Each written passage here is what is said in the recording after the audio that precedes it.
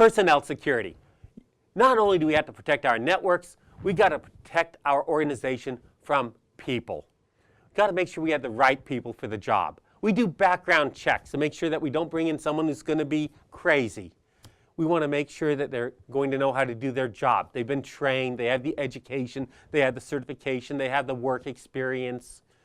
We're going to make sure that if we're in a bank that they don't owe hundreds of thousands to bookies and gambling so that they're not tempted to steal out of the bank. Background checks.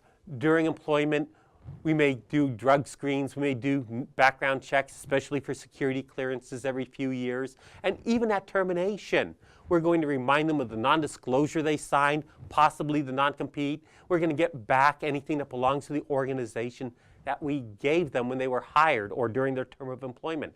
After all, you don't want them coming back 3 months later, swiping in at the door, walking in and grabbing things in the middle of the night. Get that badge back. We need to have people trained. If people know the right thing to do, they'll generally do it.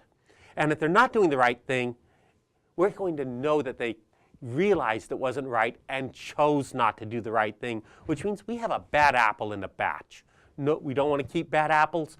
If someone doesn't know, we don't want to be telling them then that's a mistake. It's better they know, and we know if they're good or bad.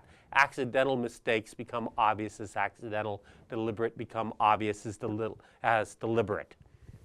And our policy manuals should be complete, should handle virtually every situation, should have point of contact for where something isn't clear, and employees should sign off on the policies so they can be held accountable for them.